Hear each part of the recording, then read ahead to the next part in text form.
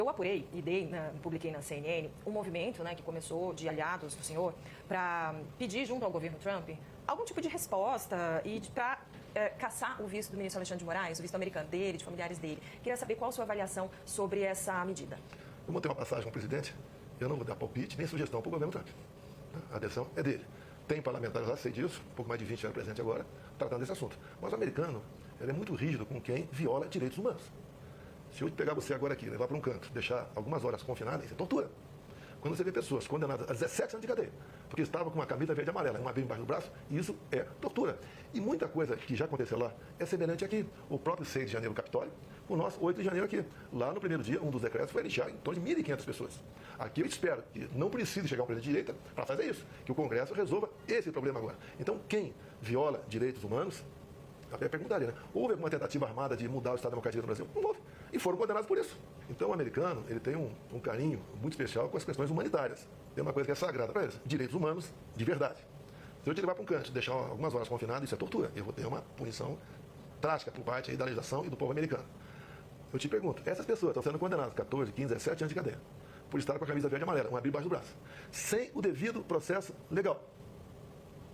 Não é uma tortura? Quem está à frente desses inquéritos, onde a mesma pessoa é tudo no inquérito, ela tem agido corretamente ou não? Agora, isso extrapolou, porque se faz um paralelo com o Capitólio, 6 de janeiro, o nosso aqui. Houve excesso aqui? Uma parte depredou, se bem que tudo foi depredado antes do pessoal chegar lá. Parte das pessoas também entraram. Não houve individualização da pena. É justo, nós estamos dentro do jogo de futebol aqui, Palmeiras e Corinthians. Tem um quebra-pau do lado de lá, da arquibancada. E gente ferida. É justo o estádio todo ser punido por causa daquilo? E o senhor avalia que essa anistia, ela virá mesmo do Congresso Nacional? Porque o então presidente, ainda é presidente da Câmara, Arthur Lira, criou uma comissão para que esse assunto que continuasse sendo debatido, ou seja, jogar lá para frente esse assunto da anistia. O senhor acha que com uma eventual eleição de Hugo Mota na Câmara, esse assunto de fato vai andar? A gente espera que não precise eleger alguém de direita em 26 para 27 da anistia. Aquela pessoa que comete um crime e está presa tem um sentimento. Agora, quem está inocente lá dentro, tem uma senhora, jovem senhora de menos de 30 anos, que pintou lá de batom na estrada, com 2 filhos de 4, 5 anos de idade. Tem uma família enorme lá em Ji-Paraná, Rondônia, onde o marido foi condenado a 17 anos, está foragido, mas a mãe está lá com 6 filhos, o mais velho em torno de 10 anos, uma nova de colo. Eu tirei uma fotografia, fiz um vídeo com eles. É justo o que está acontecendo? E nós sabemos, né? Na verdade, o que é isso? É uma maneira de buscar eliminar a direita no Brasil. E você vê alguns por aí, importantes, pessoas importantes, né, de outro poder, falando abertamente, nós derrotamos o bolsonarismo. O bolsonarismo é o pior que tem no mundo. Tá? E você só vê medidas restritivas desde antes das eleições só em cima da direita. Quando você pega um grupo de empresários, 8, onde um dá um emoji positivo e entra no inquérito, um outro sofre duras sanções, tira uma página de 10 milhões de seguidores do ar para praticar minha campanha. É que parte desse expediente, né, ele foi em outro momento aplicado, menos em relação às redes sociais, porque não era tão ativo, mas o presidente Lula foi preso e dizia que era perseguido pela justiça, dizia que foi preso para impedir que não queriam que ele concorresse. Eu entendo assim, esse posicionamento e essa sua indignação. Não estou chorando, não. Eu não sou o Lula, não. Lá tem corrupção. As pessoas foram delatadas, devolveram 5 bilhões de reais. As empresas assinaram a conta de leniência na casa dos 15 bilhões de reais. Comigo não tem nada, não tem dinheiro na cueca, não tem conta esquisita lá fora, não tem corrupção em lugar nenhum. São teorias e são narrativas em cima de mim. Como a gente está falando, então, de justiça, depois a gente fala mais de política, que eu quero muito falar de 26, mas vamos falar desse assunto, então. Minha dúvida é a seguinte. Pelo andar, né, dos acontecimentos, dos indiciamentos, o senhor acha que você vai ser preso? Hoje em dia, qualquer um pode ser preso sem motivo nenhum. Como tinha gente que nem em Brasília estava e foi preso. Está na mão de uma pessoa, decidiu o futuro de qualquer um. Botaram uma preventiva, quanto tempo ele ia se entender. E você viu, uma Folha de São Paulo fez a matéria, né, de um juiz lá do senhor Alexandre de Moraes conversando com o chefe do comitê lá de combate à desinformação. Olha, o ministro pediu isso, pediu aquilo, faça o relatório como ele está desejando. O ministro quer o Eduardo Bolsonaro. Use a sua criatividade. Só isso na Lava Jato teria sido anulado há muito tempo. É justa a possível punição para cima de mim? Que golpe? Que golpe? Mas, independentemente da sua avaliação de ser justo ou não, o senhor acha que pode vir Qualquer um pode ser preso a qualquer momento. Entendi. O Braga Neto está preso, segundo a gente vê lá nos autos, né? Por ter conversado com o pai do Coronel Cid 1 ano antes. E o inquérito já tinha sido feita a denúncia, entregue para o Supremo. Não tinha como ele ser preso por obstrução da justiça. Não tem como. É igual o Felipe G. Martins. Ele não foi para os Estados Unidos. Ficou quase 1 ano preso. E agora, para me negar meu passaporte, está lá na peça do Alexandre de Moraes que eu poderia fugir do Brasil, como o Felipe Martins fez em 2022 no meu avião. Ele não entrou no meu avião. Ponto final. Decide, não quero dar, não dou e tudo bem. Outra, onde é o meu fórum? É o Supremo ou é a primeira instância? Onde é o fórum das pessoas que foram presas agora aí? É a primeira instância, não é a última instância. Se isso acontecer, né, na sua avaliação, o senhor ser preso injustamente, o que vai acontecer? Eu vou para cadeia, eu não vou sair do Brasil. Eu não vou fugir do Brasil. Eu podia ter ficado lá quando fui para os Estados Unidos. Quando eu fui na pós do Milei, poderia ter ficado, vim para cá, sabendo de todos os riscos que estão ocorrendo. Lógico que vai ter uma repercussão no mundo todo, que você prende um ex-presidente, o pessoal quer saber qual o motivo. Olha, o mundo hoje, grande parte, já sabe o que está acontecendo no Brasil. Mas o senhor acha que poderia acontecer uma comoção social? Não vou sugerir nada, nem propor, nem achar. Agora, uma tremenda injustiça, como está sendo feita com essas pessoas, bem como com os investigados junto comigo, acusados de tentativa de golpe. Você pode ver. Em 22, acabou as eleições, o Valdemar da Costa Neto deu uma procuração para advogado questionar algumas coisas por ocasião das eleições. Por causa disso, o Valdemar entrou no inquérito dos atos antidemocráticos. Você não pode duvidar das eleições. Agora, você não pode duvidar em 22, porque em 18 eu duvidava da minha. Em 18, acabou as eleições, chegou um papel muito bem escrito no TSE, e 2, 3 dias depois das eleições foi aberto o inquérito, instalado o inquérito. Inquérito 1361. Esse inquérito, ostensivo. Então conta, o que tem nesse inquérito? Não vou te contar. Inquérito ostensivo. Inquérito ostensivo. Ou seja, mas o quê? Questiona a sua eleição? Esse inquérito toma conhecimento em 21. Tá? E tomamos conhecimento como? Por ocasião de uma proposta de emenda à Constituição da deputada Bia Kicis, o voto impresso. Alguém levantou esse inquérito por unanimidade. Os parlamentares votaram para ir junto à PF e conseguir esse inquérito. O inquérito chegou. Ostensivo, todo mundo teve acesso. Eu tive acesso. E quando eu mostrei esse inquérito para os embaixadores, no dia seguinte, alguém no TSE classificou esse inquérito como confidencial. Ou seja, nós temos aqui as apurações, tudo é secreto. Meu advogado não tem acesso ainda a toda a minuta de golpe. Não teve acesso na delação que está lá. Ninguém tem acesso. É que ainda está... Não, mas ainda está porque a denúncia. 2 anos conseguiu levantar quem estaria na frente desse terrível golpe. E outro dia um colega de Israel até me disse, né? Que golpe é esse do Brasil que o Mossad não ficou sabendo? Uma piada. Que golpe é esse que me acusam, né? De eu estar lá em Orlando, da Disney, com o Mickey, o Pateta e o Pato Donald, programando um golpe aqui no Brasil. A PF chegou ao ponto de dizer que eu transferi meu dinheiro para os Estados Unidos, mais ou menos 800 mil reais, que eu transformei em dólar, para dar um golpe. Você vai dar um golpe com 800 mil reais? É que seria, segundo a PF, seria para o senhor se manter lá enquanto o golpe estaria em curso. Se alguém quiser dar um golpe, ele ia para qualquer outro. Que PF mequetrefe é essa, hein? Dos Estados Unidos? É o último país para você fazer um ato como esse. Ainda, só para a gente concluir esses temas, né, de investigação, algo que chamou muito a atenção, e eu queria saber se o senhor teve conhecimento em algum momento, a história dos kids pretos, do plano para matar Lula, Alexandre de Moraes e Geraldo Alckmin. Olha, quem porventura escreveu isso aí se responsabilize. Então, o que eu vi na imprensa, isso está na conta do general Mário, né? Que, e lá, pelo que eu fiquei sabendo, não está o nome desses 3 lá. Dá a entender que seriam eles. Mas o senhor ficou decepcionado? É lógico, Isso para mim é uma bravata. Uma bravata. Você vai sequestrar e envenenar? Vou te sequestrar e botar um comprimidinho na tua boca? Acontece, pelo amor de Deus. Acontece. Pelo amor de Deus. Os caras vivem com ele em seguranças. Sim, mas crime impossível. Essa discussão, assim, essa cogitação, né? O senhor fala que sempre jogou nas 4 linhas, etc. Esse tipo de discussão é um pensamento, falar isso, tudo bem, poderia não concretizar, mas te decepciona? Porque o senhor não pode pessoas com uma certa idade, com a experiência que tem, e escrever umas besteiras dessa. Não tem sem cabimento. Não tem cabimento. Tá? Vamos falar de política? Quero falar sobre... Bom, a gente conversou falando sobre Trump, porque eu queria saber o seguinte. Parece que a eleição dele, a vitória dele, agora todo esse movimento, ele deu ainda uma reacendida mais na direita aqui no Brasil. Como o senhor vê esse movimento? Eu acho que no mundo todo, né? O meu filho Eduardo, que me representa realmente, representava e agora me representa também em muitos eventos fora do Brasil, vai retornar e vou conversar com ele para tomar pé do que realmente tem para o Brasil. Eu acho que de imediato nós aqui vamos conseguir a liberdade de expressão de verdade. O Trump mesmo disse... De que maneira ele mas as Big Techs não vão ter mais chegadores. Tá? Vão ser nota da comunidade. Aqui mesmo. Tá? E aconteceu com o X, até durante as minhas eleições. O TSE determinava que essas Big Techs aí cancelassem. Né? Desmonetizassem páginas, derrubassem as páginas. Isso não vai acontecer mais. Até essa própria reunião ontem aqui na AGU. Da AGU, os caras não foram. Você está ignorando. Vai fazer o quê? Vai fazer o que fizeram com o X 30 dias afastados? Vamos fazer com essas plataformas todas? Tirar o WhatsApp. Como é que fica o Brasil? Como é que fica o Brasil? Vamos voltar a idade da pedra? Vai ser sinal de fumaça, tambor? Se bem que isso é o interesse, me entendeu, do atual governo que está aí. Mas o senhor também, o senhor continua sendo uma pessoa que defende muito a soberania do Brasil, né? O senhor, como patriota, defende muito a soberania do Brasil. Também, a gente tem leis aqui, não é? Tem leis? Tem lei para vocês. Para quem está lá em cima não tem lei, não faz o que bem entende. A questão da legislação, eles nos respeitam, nós temos que respeitá-los também. Quando o Brasil, via Lula, por exemplo, não reconhece o Hamas como grupo terrorista, que podemos pensar disso? Quando o Lula reconhece o argumento do Lula legitimidade é porque a ONU não reconhece, nas eleições né? venezuelanas, quer que o pessoal de lá pense o quê de nós aqui? O Brasil já perdeu a confiança do mundo.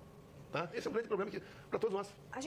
Tem muita gente falando assim, olha, com a eleição de Trump, ele vai poder pressionar de alguma maneira para que algumas coisas como essa, né, que o senhor disse, da liberdade de expressão, ou, né, de uma liberdade maior das Big Techs poderem agir diferentemente da nossa legislação.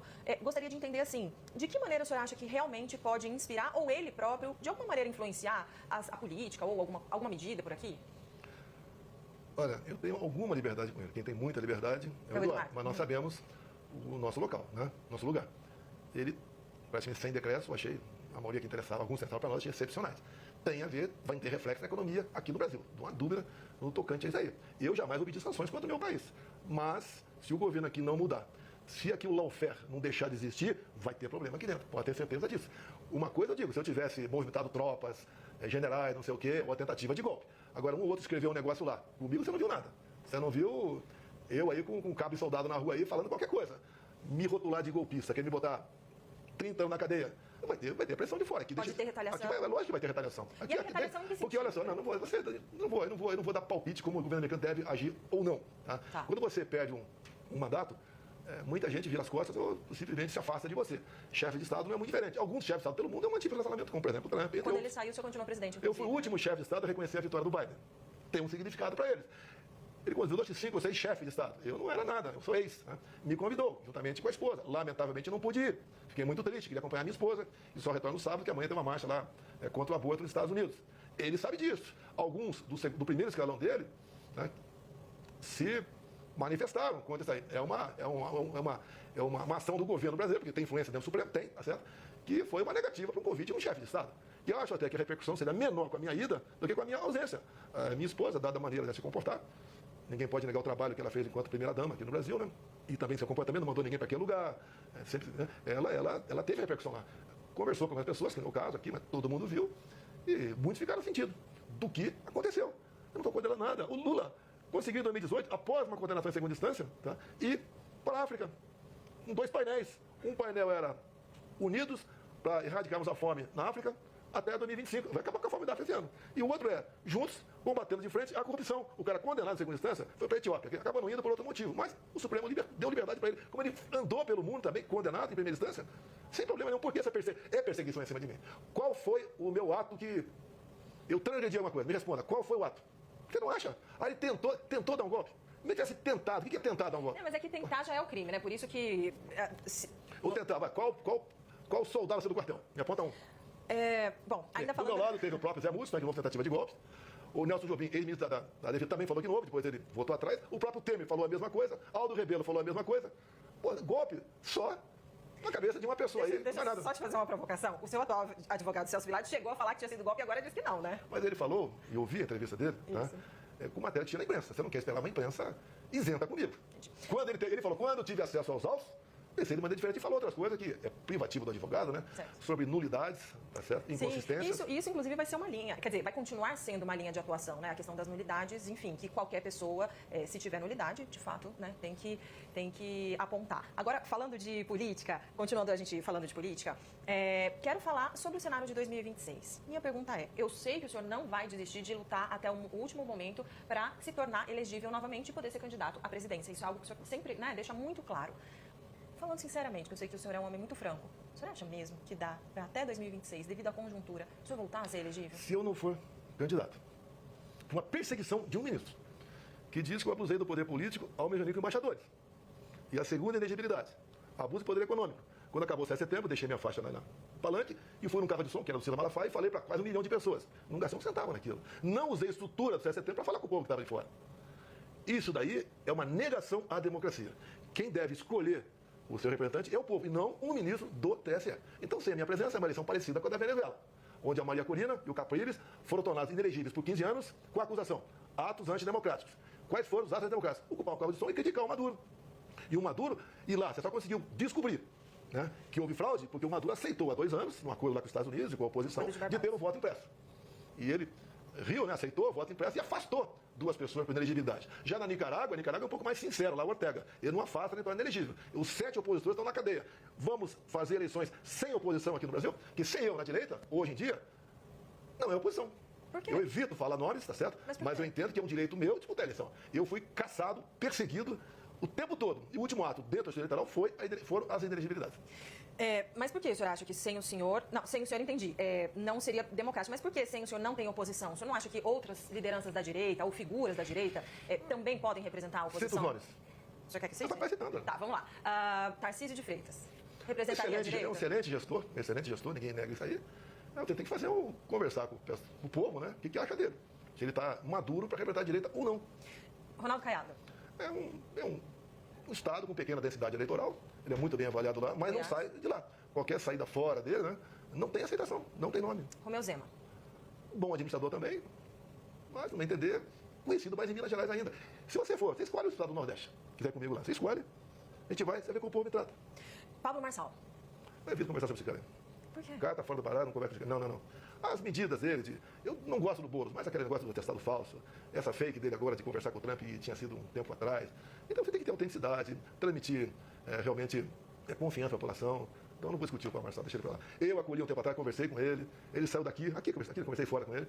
Aí chegou na Câmara, mostrou uma medalha que tinha dado a medalha para ele, que eu estivesse apoiando ele para a Prefeitura de São Paulo. Não dá para conversar com uma pessoa que conversa contigo aqui lá fora, fala outro completamente diferente, né? Tem um baita do potencial, mas ele tem que se controlar. Não está confiável. Depende, pergunta pro povão aí. Gustavo Lima. Conversei com ele um tempo atrás, no dia seguinte, ele dividiu ao Senado, no dia seguinte apareceu a candidatura dele para a presidência. Eu tirei o pé. Você precisa, né? Ele tem idade e tem popularidade. Né? Do resto a gente não conhece, eu não conheço o resto dele. Então, vocês poderiam entrevistá-lo, né? Para saber do que ele pensa, o que ele pode fazer. É um nome, não me entendeu? É um excelente nome para o Senado, não me entendeu? Para a presidência, não sei se está maduro para isso ainda. Ratinho Júnior. Me dou muito bem com ele. Tá?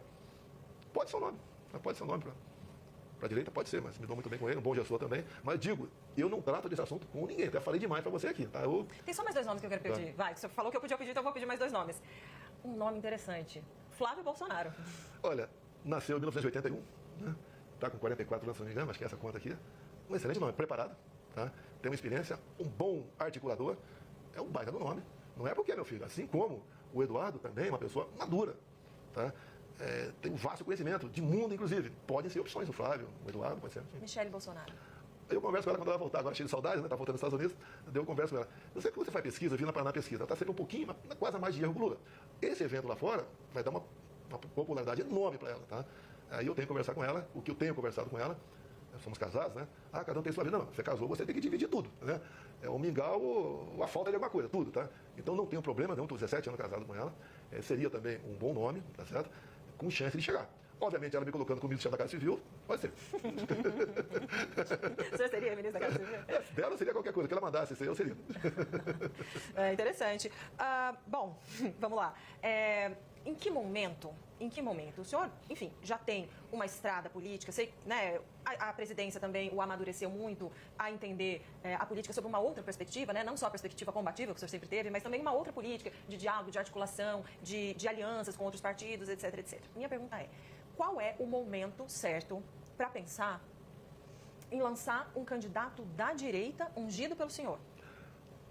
Só os 48 no segundo tempo. Eu vejo, quando vejo matéria da imprensa, né? Podia estar articulando, eu estou impedindo. Eu não estou impedindo ninguém. Quem quiser lançar candidato, fique à vontade. Eu digo uma coisa. Se o João quer vir candidato, tá? Imagine ele se tornar inelegível assim como eu fui. Injustiça. Eu não tenho crime.